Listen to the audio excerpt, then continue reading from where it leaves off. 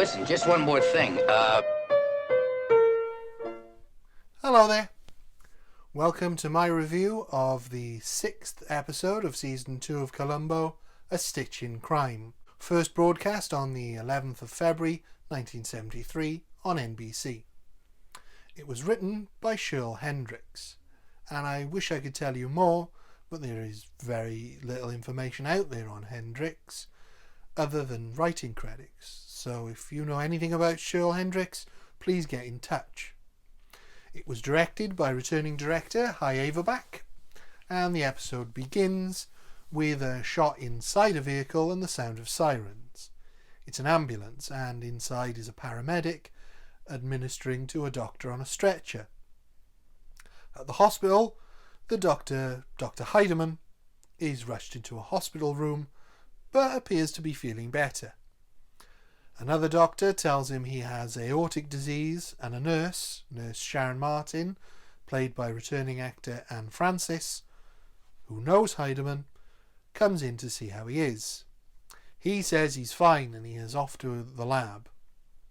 We cut to another doctor reading a telegram to Hidemann regarding a project Hidemann is working on. This is Dr. Barry Mayfield, played by Leonard Nimoy. Nimoy was born on March the 26th, 1931 in Boston. He began acting in his early 20s before serving in the US Army in an entertainment division. He was a firm believer in Stanislavski's method style of acting and idolised Marlon Brando as the poster boy for the method. Realising his appearance lent itself more to character acting, he took small roles in film and television throughout the 50s, in serials like Perry Mason and Dragnet, as well as The Twilight Zone, Get Smart and Wagon Train, before being cast in a role he would forever be associated with, that of makeup artist expert Paris in Mission Impossible. I'm joking, of course. It was as Mr. Spock in Star Trek, reuniting him with DeForest Kelley, who he had appeared in an episode of The Virginian with, and William Shatner, who had been on the opposite side of the Iron Curtain to him in an episode of The Man from U.N.C.L.E. As well as the 3-year run of the original Star Trek series, he would reprise the role in the animated series, the first 6 Star Trek films, a 2-part episode of The Next Generation, and the first 2 J.J. Abrams Star Trek films. While never really breaking free of the Spock character in film or on television, he did have a long and varied career on stage, and managed to make a memorable film appearance in 1978's Invasion of the Body Snatchers. He was also a talented photographer, director and singer, directing 2 Star Trek films and the hit comedy 3 Men and a Baby, and releasing 5 albums, including the brilliant Tolkien-inspired single The Ballad of Bilbo Baggins. Earth in the land of Shire lives a brave little hobbit whom we all admire. Well, I think it's brilliant. He died on February the 25th, 2015. He was 83. Mayfield and Hidemann bump into each other, and Hidemann doesn't mention why he's really at the hospital. They've been working on an experimental procedure together, and Mayfield thinks they're ready to move out of the testing phase, but Hidemann disagrees. Sharon arrives and demands Hidemann get back to the hospital bed, at which point Mayfield finds out why Hidemann is really in the hospital and demands they operate on him as soon as possible. In Hidemann's room, Sharon tells Hidemann she intensely dislikes Mayfield and is suspicious of him, but Hidemann dismisses her concerns. Mayfield operates on Hidemann that night, and Sharon watches him very carefully, but the operation seems to be a complete success. The one thing I will say about this scene is that while I don't know exactly what type of surgical masks they used in US hospitals in the 1970s, these look a lot like decorating masks, not surgical ones. Probably not something I would have noticed pre-2020. After the operation, Sharon checks everything out about the procedure and becomes suspicious of the suture that Mayfield used. She confronts Mayfield and he calmly suggests that she go ahead and check it out, which she does. On the way to her car, she is confronted by Mayfield, who kills her with a tire iron and makes it look like a robbery, while making sure to remove the offending suture. In an inverted mystery format, this episode also inverts the murders. The intended victim still being alive when the witness to the murder is killed. It's a clever concept and one that could work equally as well in a traditional whodunit. Columbo isn't a show that does flashbacks, but it might have been interesting to see Sharon's murder first, so the audience is initially unaware of exactly why Mayfield had killed her. At the crime scene the next day, Columbo arrives. He's more dishevelled than usual as he's looking after Mrs. Columbo, who was taken ill. It then cuts to Mayfield, who has taken Sharon's keys, and once her roommate is gone, he goes to her apartment and stashes some drugs behind her sink and trashes her place. Back to the crime scene, where Columbo uses the murder weapon to break the shell of a boiled egg he's having for breakfast on. He is not in the best shape. Mayfield, now back at his office, makes a phone call as he gets ready for work and is informed of Sharon's death. He sounds distraught, but casually winds his clock, which is witnessed by Columbo. I think by this point Columbo is on to him. Columbo raises the fact that Mayfield must have great concentration, as he sounded concerned on the phone as he very casually set his clock. There's then a funny exchange between the two about how hospitals make Columbo feel faint, and so Mayfield suggests he stays out of hospitals.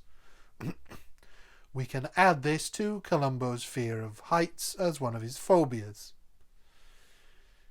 Mayfield visits Hidemann and mentions to him how efficient Columbo appears to be. Whether he is being genuine or not isn't clear, but if he is, this is the first time a murderer hasn't underestimated Columbo, despite him being even more rumpled than usual. We then get a scene of Columbo talking to the roommate, Marcia Dalton, played by character actress Nita Talbot. It's another funny scene where she talks at Columbo and he is completely baffled by what she's saying. They then discover the drugs that Mayfield has hidden. It's morphine, and Marcia is confused as to what it's doing there. Columbo is confused as to why there are no fingerprints on the bottles.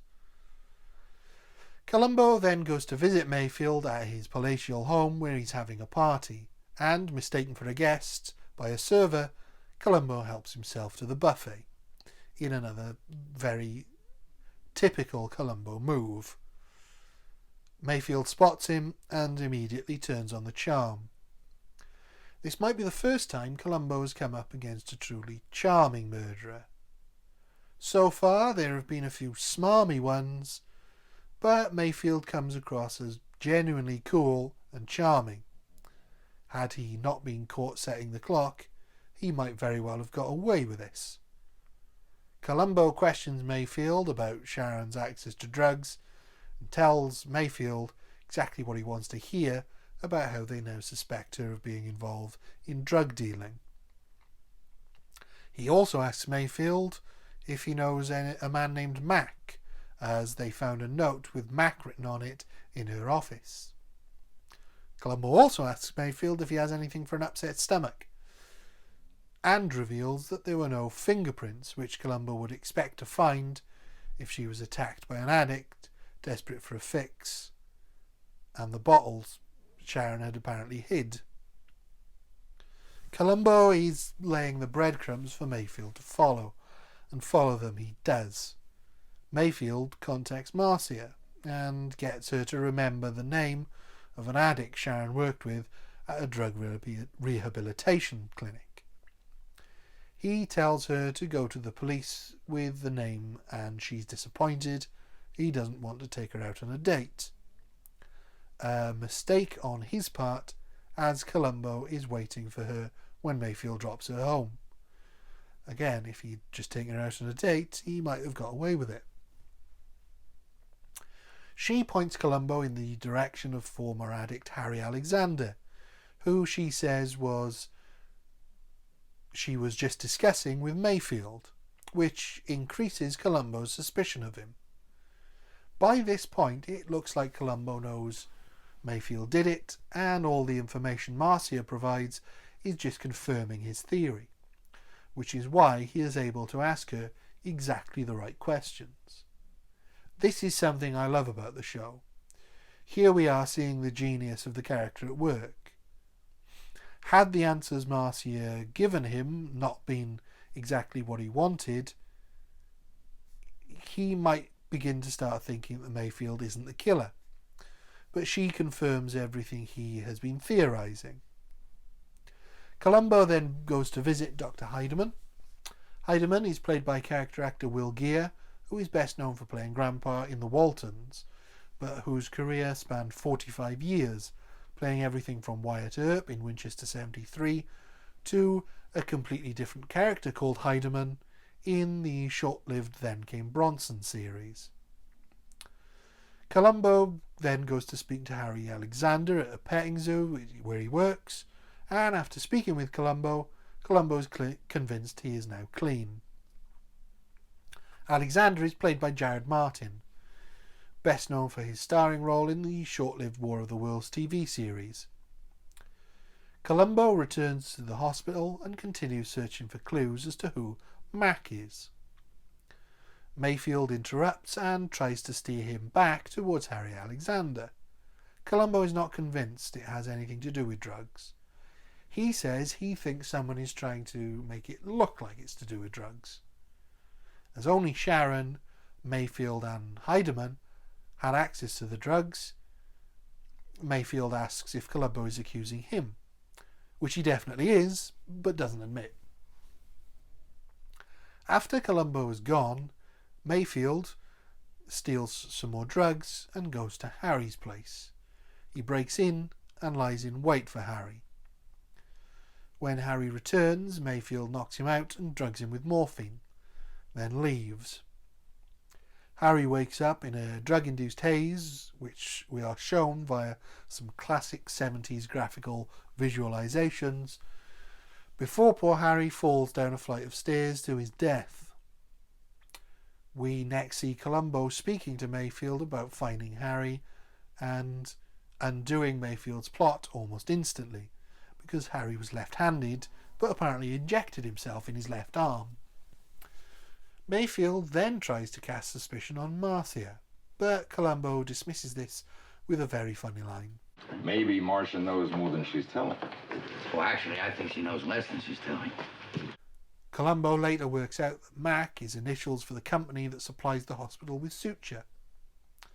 We then get a very funny scene where Columbo struggles to keep his breakfast down as a doctor explains about permanent and dissolving sutures as they watch an operation. But he has worked out the motive now. He wants Hidemann to get checked out by another specialist, but Mayfield interrupts and orders Columbo out of the room. Columbo then tells Mayfield he's been learning all about suture, and that if anything happens to Hidemann, there would have to be a very detailed autopsy. The trap is being set. In Mayfield's office, Mayfield laughs at Columbo's theory, and Columbo explodes in a rare moment of emotion. I believe you killed Sharon Wanton, and I believe you're trying to kill Dr. Hidemann. It's very rare for Columbo to lose his cool, and there are two possible reasons for this that I can think of. One is to bait the trap, as it causes Mayfield to immediately spring into action to deal with Hidemann's heart, as he did indeed use dissolving suture in an attempt to kill him, which Sharon noticed. The other possible explanation is that Columbo feels guilty about Harry's death. By playing his usual game of cat and mouse with the prime suspect, he was directly responsible for Mayfield targeting Harry in an effort to throw suspicion on an innocent man. If Columbo hadn't fed Mayfield the information he had, Harry would never have been brought into this, and so his rage isn't just at Mayfield, it's also at himself. I like to think this is the reason, because, as we find out in Etude in Black, Columbo wishes that everyone would die of old age. Mayfield secretly doses Hidemann's medicine with something that means he has to go back into surgery, and while there, he can replace the suture. But Columbo is watching like a hawk. Columbo goes in as soon as the operation is done with a team of police and doctors, searching the whole room for dissolving suture. It's Mayfield's turn to explode with rage as Columbo's actions, and they find nothing out of the ordinary. Mayfield thinks he's beaten Columbo, and in his office he gloats as Columbo admits defeat. But as Columbo goes to leave and Mayfield sighs in relief, he returns and says he caught Mayfield. The rage was so out of character, so the suture must be in the one place they didn't search, hidden on Columbo. This is yet another brilliantly made episode. There's not a huge amount to say about the quality because it's top notch on all levels. It's interesting to see Columbo go up against such a tough adversary who remains calm throughout, though still manages to make enough mistakes for Columbo to become suspicious. Also, the very murder Mayfield originally planned to commit doesn't end up taking place, as Hidemann survives, which is a neat twist. It's a relatively simple story in some respects that doesn't entirely reveal itself to us until the information about the different kinds of suture is explained. It's got some really funny moments as well, and a fair amount of tension. The avant-garde representation of the drug overdose actually works quite effectively. It's such a solid episode that I really haven't got much more to add other than to say that it's another 5 out of 5. That's 2 in a row. Can they maintain this streak? Thank you. Goodbye.